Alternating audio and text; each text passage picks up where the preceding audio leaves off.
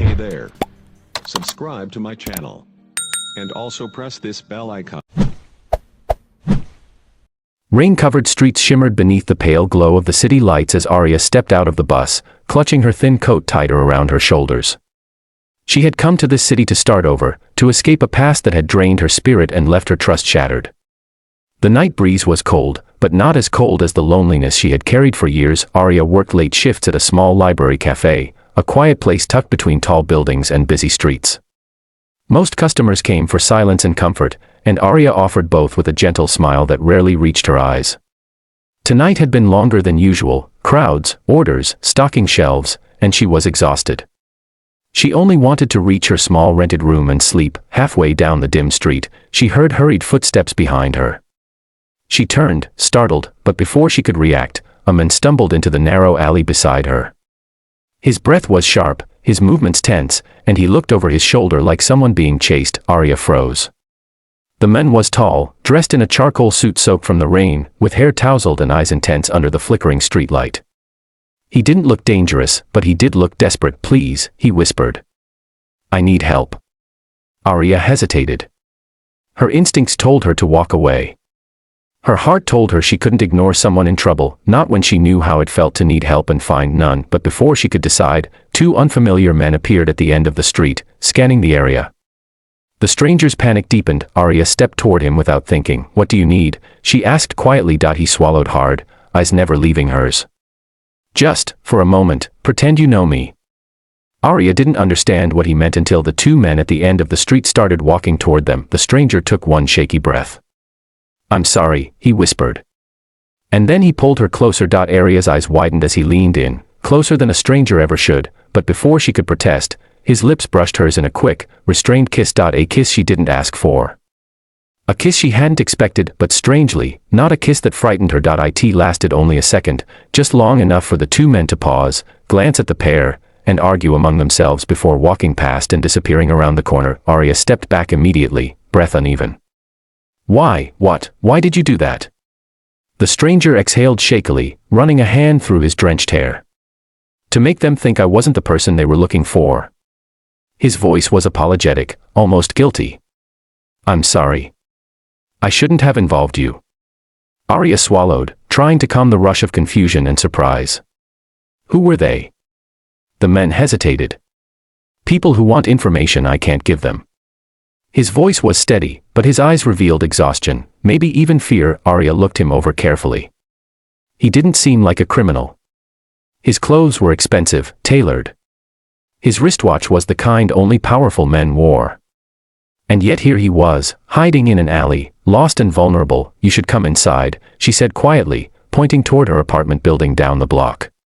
"At least until they're gone." The men looked shocked that she would offer help after what had just happened. "You don't even know me," he whispered. Aria gave a tired half-smile. "You look like someone who's had a worse day than me." He followed her inside. Up the stairs. Down the narrow hall. Into her tiny studio apartment with its warm yellow lamp and stacks of old books.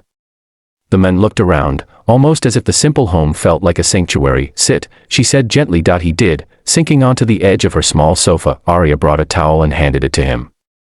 "You're soaked." He took it with a quiet thank you, drying his hair.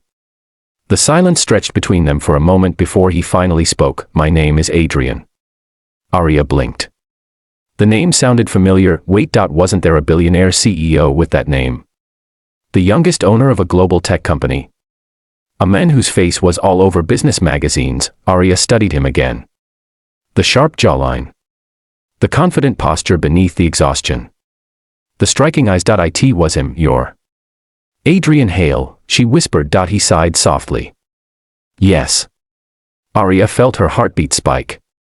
She had grown up seeing his name on screens and headlines. A man untouchable, unreachable. And now he was sitting on her sofa, soaked and hiding from unknown people. "Why would someone like you be chased?" she asked. Adrian rested his elbows on his knees. "Someone inside my company leaked private research, dangerous technology if misused. I'm trying to contain it. But there are groups who want it for profit. They tried to intercept me tonight when I refused to negotiate." Aria felt chills. "You should call security." "I can't. Not yet." I don't know who inside the company I can trust. His gaze met hers gently. But I trust you. Aria's cheeks warmed unexpectedly. You don't even know me. I know you helped me when you didn't have to. Not many people would do that. Aria didn't respond. She wasn't used to someone appreciating her. Rain continued tapping against the window as Adrian sat quietly, soaking in the warmth of the small room.